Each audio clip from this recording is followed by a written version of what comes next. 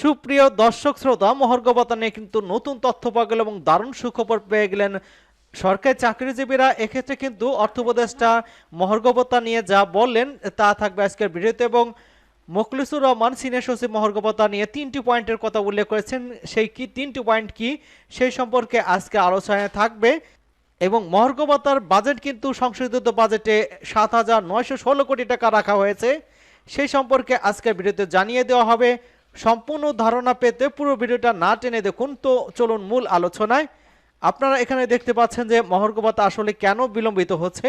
মহার্ঘ ভাতা নিয়ে অর্থনীতিবিদ এবং সাংবাদিকরা যা উল্টোপাল্টা বক্তব্য দিচ্ছেন, তারই প্রেক্ষিতে কিন্তু তাদের বেতন ভাতা আমাদের সমান করা উচিত এমন দাবি করেছেন। বিভিন্ন পোস্ট থেকে পাওয়া তথ্য মোতাবেক যদি 4,000 টাকা ভাতা বাড়ে এবং তাদের কথা অনুযায়ী কিন্তু ইনক্রিমেন্টের সময় বেসিকের সাথে যোগ হয়, তাহলে সর্বনিম্ন 8,250 টাকার সাথে 4,000 টাকা প্লাস ইনক্রিমেন্ট পার্সেন্টেজ বাসা ভাড়া বাড়লে কিন্তু জুলাই থেকে প্রায় 6 থেকে 7,000 টাকার মতো বেড়ে যায়। এই পর্যন্ত অনেক ধরনের পোস্ট আমরা ইতিমধ্যে দেখেছি।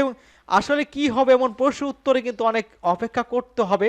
এই গেজেট হলে কিন্তু কোনো প্রেস ব্রিফিং হলে কিন্তু তখন মূলত বোঝা যাবে। এবং এখানে অর্থ উপদেষ্টা যেটা বলেছেন যে, এবং অন্যদিকে মহার্ঘ ভাতার সঙ্গে ভ্যাট বাড়ানোর কোনো সম্পর্ক নাই বলে মন্তব্য করেছেন অর্থ উপদেষ্টা সালাউদ্দিন আহমেদ। তিনি বলেছেন যে মহার্ঘ ভাতা যদি দেই সেটা আলাদা হিসাব করব। বুধবার সচিবালয় খাদ্য পরিকল্পনা পরিধান কমিটির বৈঠক শেষে অর্থ উপদেষ্টা সাংবাদিকদের এসব কথা বলেছেন।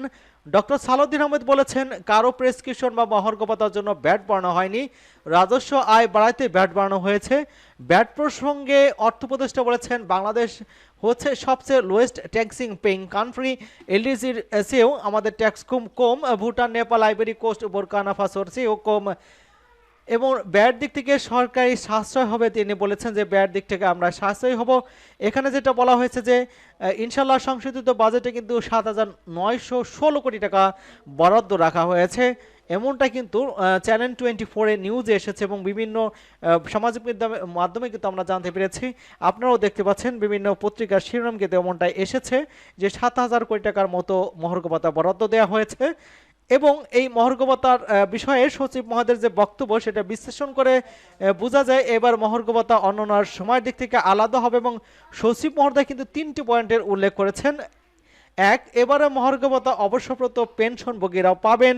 2, মহার্ঘ ভাতা রিজনেবল হারে পাবেন। 3, মহার্ঘ ভাতা পরবর্তী ইনক্রিমেন্টের সময় বেসিকের সাথে যুক্ত হবে। এই 3টি পয়েন্ট কিন্তু শুধু অবসরভোগীদের জন্য নয়, বরং সরকারি কর্মচারীদের ক্ষেত্রে প্রযোজ্য হতে পারে। এবং এই বাজেট না থাকলে কি মহার্ঘ ভাতা কার্যকর হতে পারে? সরকারি কর্মকর্তা কর্মচারীদের গ্রেড অনুযায়ী দুই ভাগে ভাগ করে মহার্ঘ ভাতা দিতে পারে সরকার।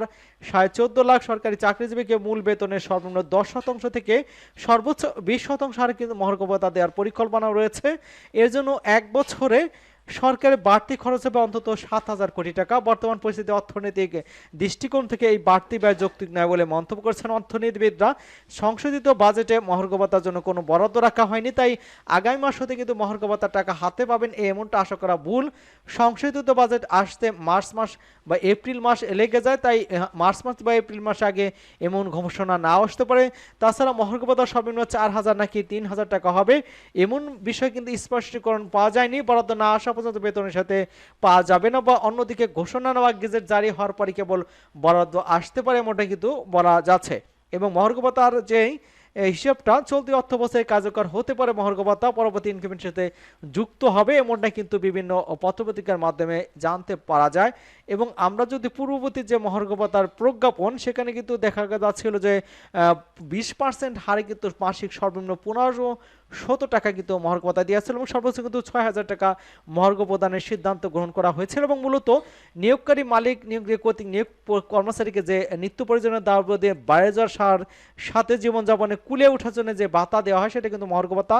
এই মহার্ঘ ভাতার জন্য কিন্তু আরও কিছুদিন অপেক্ষা করতে হবে এবং সেটা কয়েকদিন অপেক্ষা করতে হবে, হয়তো দ্রুত জানা যাবে।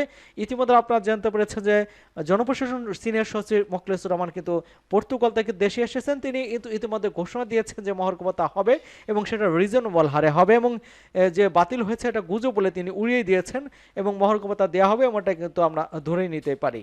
সকলকে ধন্যবাদ জানাচ্ছি এবং আমাদের চ্যানেলকে যারা এখনো সাবস্ক্রাইব করেননি চ্যানেলটি সাবস্ক্রাইব করে আমাদের সাথেই থাকুন।